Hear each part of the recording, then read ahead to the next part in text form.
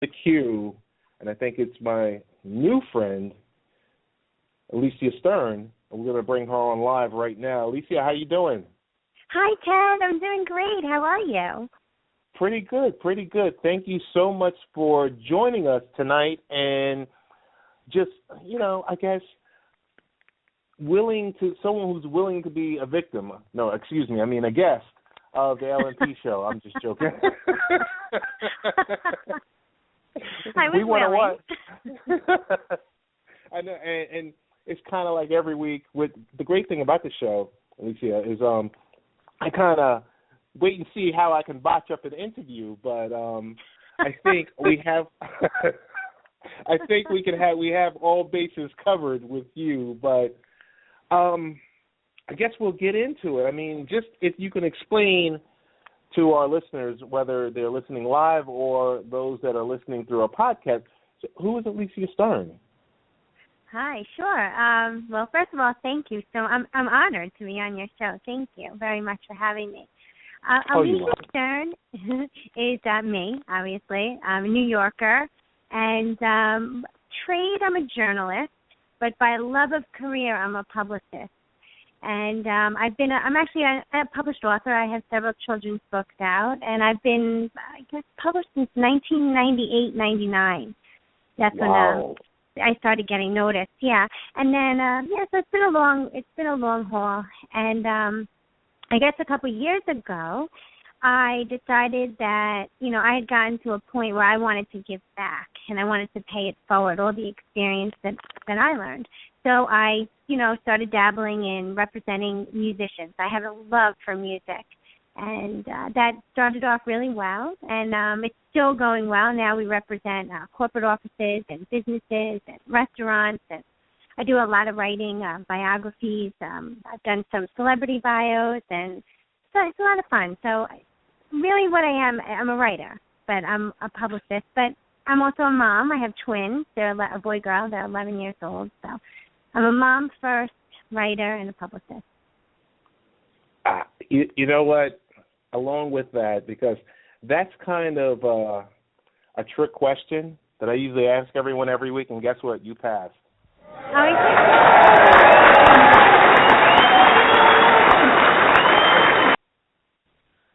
Oh, so proud of you. Because, Thank you. With us, what's so important is we're all parents first. Right.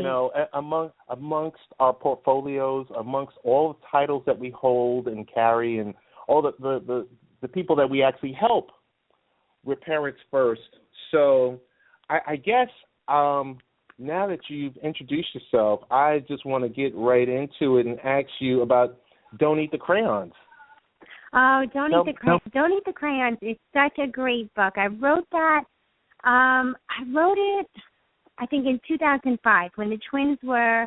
It's actually it's not really a true story, but the twins were once. I was feeding them and dinner, and then I always fed. They always ate before me, and then I would give them an activity to do so that I can eat. And I had fed them dinner, and then I gave them crayons to color.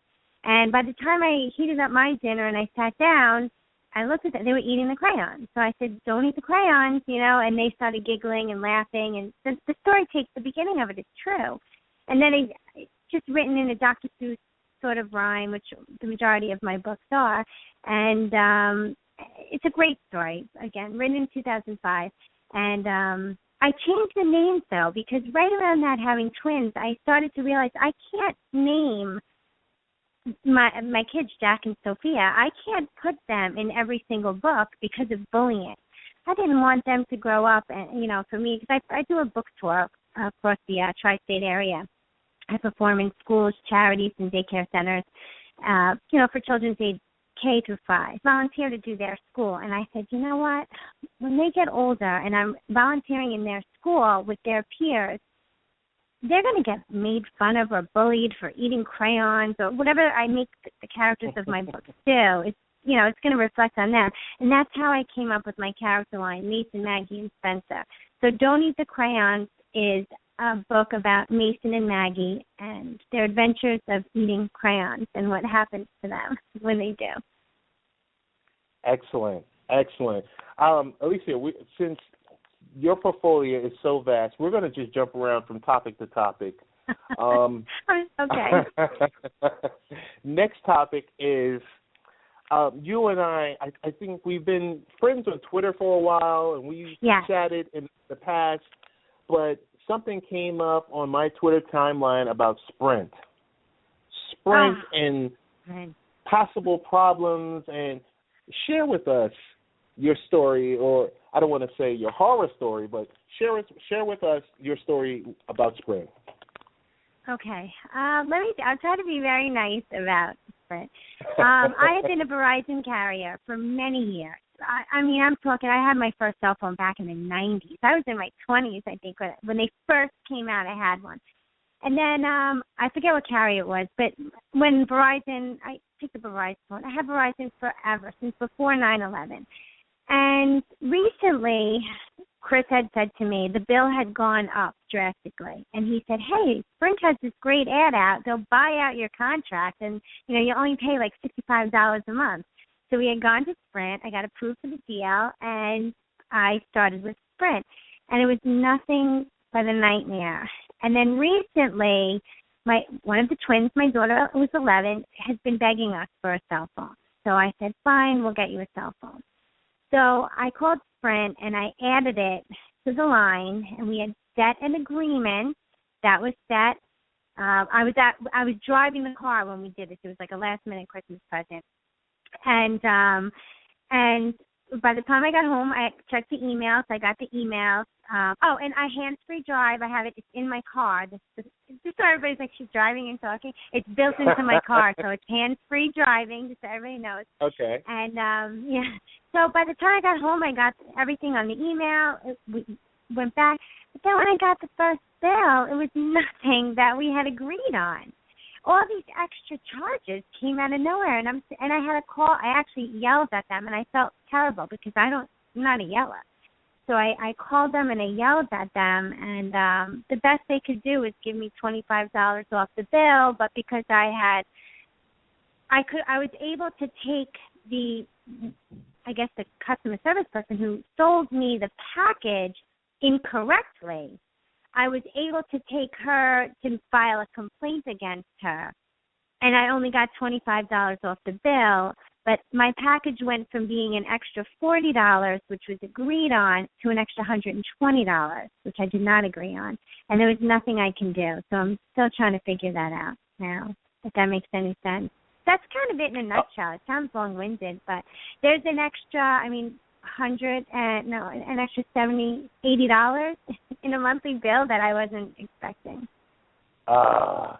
Shame on you, Sprint. Shame on you. And I actually have a contact person that you can speak with. Oh, really? Okay, excellent. Yeah. And you know how I know I'm correct? Because the minute I hung up the phone and the minute I replied to the email when I got home, they text messaged me. Congratulations, your new family plan, your bill will be an extra $40 a month, blah, blah, blah. I got about 4 of those. So to say, an extra $40 a month, okay, plus insurance brings about $51 a month. To get the bill and it's $120 more a month, there was a big mistake made. So thank you for the number. You can text it to me. No problem. So I guess the next topic that I'm going to have and we were speaking with Alysia Stern from TRS247.com. I don't know, so I'll just put it out here in this type of format. Tell us about 247, TRS247.com, and TRS247 with Chris and Alysia. Sure. TRS stands for the Rendezvous Show. I had marketed that years ago, and then when we were incorporating the PR company a couple years after that, we decided to keep the Rendezvous Show but just shorten it to TRS. And because the radio station runs 24/7, it's TRS 24/7. And it's a great platform. We interview a lot of celebrities, actors, musicians, sports players. We allow indie artists to mail us via email their MP3s, and we promote them. We play their music for free. And what else? I don't know. We had a lot of great. I mean, this year we got to interview Lisa Loeb, Melissa Etheridge. We had Air Supply on. We had. I've been with TV Nix. I was at the VH1 taping with Carrie Underwood. We did her. Wow. What was that show? VH1 Unplugged. I was that. I mean, Tiki Barber. Not Darryl Strawberry. I don't know. Just so many sports players and guys. You know who we befriended? Drake from the Black Sheep. I wrote his bio for him, and oh my God, what a nice man! It's so nice. He tweeted it out too a couple times. If you need a bio, she did mine. Go to Alysia Stern. What a nice man! And just all the freestyle artists that we interview. So it's great. It's a great platform for people to get heard. That's really what it is. What are some of the problems or some of the issues that these artists come to you with? Like, what's the most common situation? Let's say if someone contacts you from a publicist standpoint, that's Alysia Stern, the publicist. So an indie artist approaches you and says, hey, I just want airplay, or hey, I just want exposure. What are most of these indie artists looking for? I mean, I know they want to be signed, but what are some of their issues that they run into as they come towards you? There's a couple different issues. One is the money. They don't have the financing to. Most of them do, but some of them don't have the financing to actually master their track. They don't understand how to label the MP3s correctly. I just have such a heart for the indie artists, because I at one point was an indie writer for years, and I have such a heart for them. But it's mostly the money. It's getting their tracks mastered, because a track, if it's grainy sounding or it's not put together, if it's not smooth, if it's not solid, no one wants to listen to it. If there's too much of an intro, no one wants to listen to it. It has to be so catchy in the first 5 seconds and then to the first 15 seconds. So 1 to 5 and then 5 to 15. After that, we'll shut it and move on to the next one. But it's being different. It's trying to be, like we had one artist and he was going for a photo shoot. And I said, listen, put a suit on, grab a cigar, go somewhere, do something so classy that like a regular hip-hop artist wouldn't do. Stick out. He did, let me tell you, he came out hot. He was amazing. I mean, this guy, I couldn't believe the pictures. They were beautiful. He stood out. And that's a lot of the artists, they want to be like their idols or the people that feel maybe they represent like. But they get stuck in like how do I say this? Like there's too many sheep. Like there's not any lone wolf, and it's always the one that stands out and does something different. But a lot of the artists are afraid to do something different. And I think that's a challenge for them, is their fear. Some of them go right out and do wild things and stuff, but not wild enough where it's going to be eye-catching to somebody that's looking to produce a brand or a track, if that makes any sense. Totally makes sense. Yeah. I got to bring up a topic because we're both native New Yorkers. Yes. I'm out here, Long Island. Are you in the city or are you out in Nassau, Suffolk? I was on Long Island. Now we're in Queens. Okay. So something that impacts you a little bit more than impacts me, because I'm out here on the island, but it impacts all of us as New Yorkers. And I'm going to say something that most of us as parents, we've sat and we've talked about, and we said, okay, the mayor of the city of New York, the beef that's going on with the police department. You're very vocal on Twitter about it. Yeah. I guess, and we all know, with the officers, Lou and Ramos, that lost their lives. I mean, we know a lot with Eric Garner. Yeah. Very touchy, hot subject, but it's what's happening in New York. And if you can give me your view on, do you think the mayor can ever make it right with the New York Police Department? At this point, I don't know. I just read an article this morning that Giuliani just came out, I think, at noon today, that Giuliani made a statement. He doesn't think so. At this point, I don't know. And it's not just the police. It's the families of police. Are there bad apples? Of course. There are bad journalists. There are bad doctors. There are bad lawyers. I mean, priests. There are pedophiles that are priests. In every category of life, there are bad people. And unfortunately, caught on tape were maybe some bad apples, in a couple different police departments. In New York, it really hit home. And I just feel like if you would have, and I'm sure you did, you tuned into the eulogies at Ramos and Lou's, funerals. Yes. They were angels. And I can get, and I'll be honest, I stick up for the Leos because half my family are Leos. My friends are Leos. I'm a blue collar. I grew up blue collar. So I'm all for law enforcement. I still drive with my hands at 10 and 2. Like I abide by the law. I try not to break any rules. If I break them, I don't know it. But like I'm all for the officers. And sure, there are a couple bad ones, but the majority are such good, caring people. And I think it's terrible that Mayor de Blasio categorized an entire police force with a handful of bad apples or a handful of horrible incidents.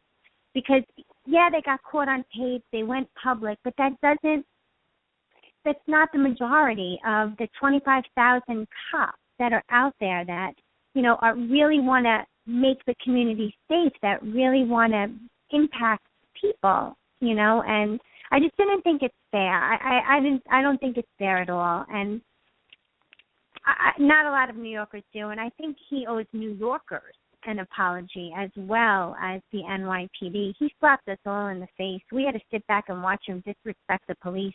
I mean, I remember when Giuliani was the mayor, he always stuck up for the police no matter what. And if there was an incident, say, okay, we're going to investigate this and then that, but he stuck up for the force as a whole.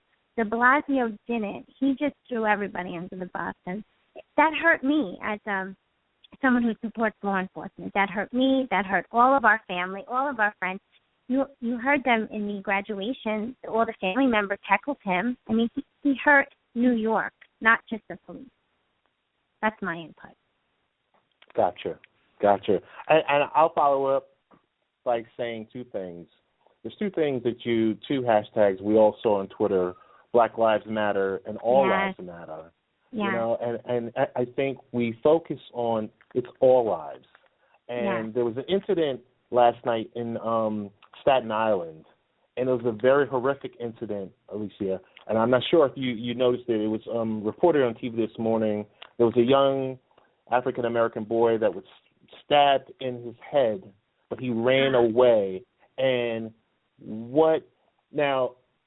a heinous act like that, yes, the boy's okay, but what we noticed was in Staten Island, you had civilians and you had NYPD all working together to find the person that did this. And I'm not saying we have to have situations like that, but that healing process between the communities and the police department, it's going to happen, and it can't be forced. It has to happen organically. I agree. So, I mean, I'm hoping that the mayor can somehow make it right. Yeah. Or Pat Lynch and company can do something or come to some form of agreement to say, okay, let's push this past us, let's work together, because in the end, it's us, the people that use the services of, the police department. And I see them every day when I'm in Penn Station going to work, and I'm like, you know what, right about the time when everything was happening, I looked and I said, man, here's this police officer protecting us, and it's a thankless job. It's a thankless job. Yeah. I don't think more of us, across the nation, not just NYPD, I'm just going to say law enforcement and as a whole, we need to support them. But, Alysia, I got to tell you, there was so much stuff that we covered tonight. I want to thank you for joining us. And we got to get you to come back because, we're going to do everything behind the scenes to get on TRS24x7.com. I would love it. Chris and I are talking about that. Yes, fingers crossed we'll know. I'm actually going to give you a call tomorrow so we can talk. Okay, that sounds great. Off the record. Off the record. Yeah, off the air. There's no recording or anything else like that. I got to tell you, thank you so much for joining us tonight. But before you go, sure. We wanted to ask you the best way of getting in contact with you via social media. Of course, it's Twitter. I am a Twitter whore. I love Twitter. It is my favorite. Since I joined that, I think I joined 3 years ago, and I was like, whoa, this blows Facebook out of the water. I've loved it ever since. I love Twitter. So it's at Alysia Stern, and you can spell my name ALYSIASTERN. And no, I'm not related to Howard, for everybody that always asks me. We want to give a one-time round of applause for Alysia Stern.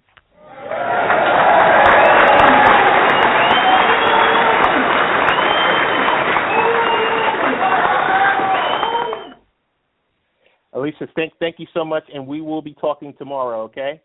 Yes, Ted, you got it. Thank you. And hello, I'll be listening to the 2 other guests. Many blessings, and God bless all of you. All right, thank you. God bless. All right, that was Alysia Stern.